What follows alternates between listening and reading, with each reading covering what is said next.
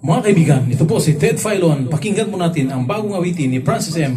na pinamagataang Pikon.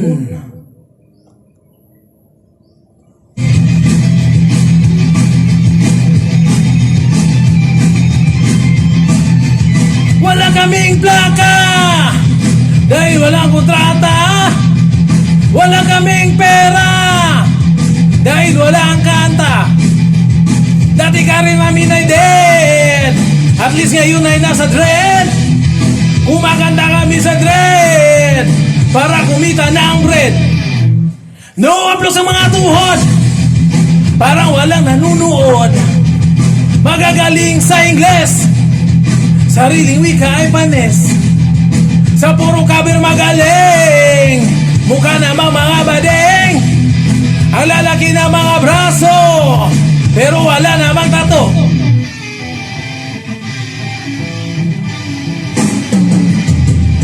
Bato-bato sa langit, tamaan o magalit.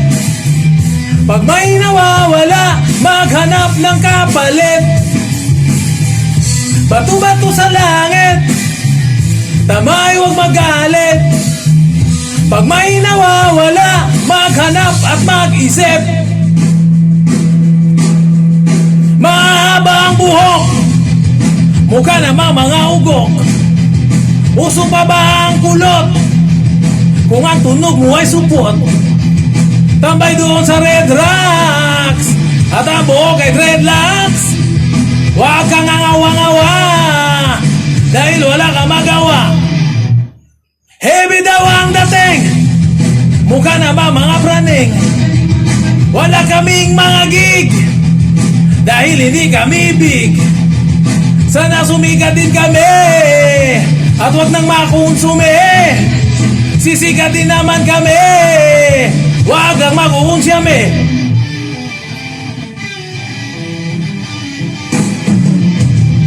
Bato-bato sa langit, tamay huwag magalit. Pag may nawawala, maghanap ng kapalit.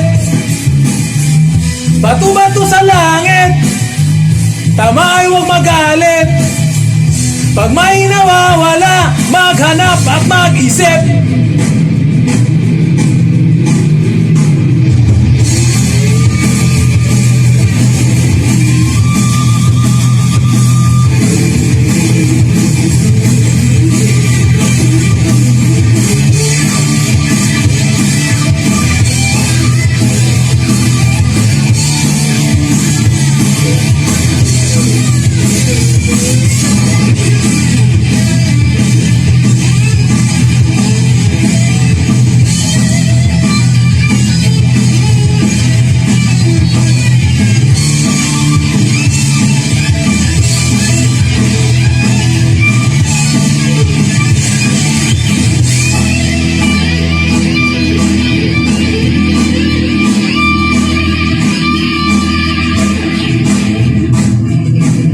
Ngayon ganun kami, pakalat-kalat sa tabi.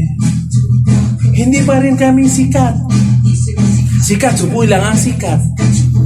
Sana sumikat din kami, at huwag makonsume. Sisikat din naman kami, huwag lang makonsyame.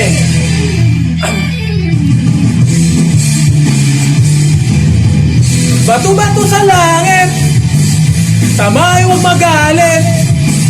Pag may nawawala, maghanap ng kapalit. Bato-bato sa langit, tamay huwag magalit. Pag may nawawala, maghanap at mag-isip. Bato-bato sa langit, tamay huwag magalit. Pag may nawawala, maghanap ng kapalit. Bato-bato sa langit, tamay huwag magalit. Pag may nawawala, maghanap at mag-isip. Yeah! Maghanap at mag-isip. Maghanap ng kapalit. Wow! Yeah! At ika nga ni paring Ted Filon, ang magalit ay pikon. Oh, yeah! Di ka nga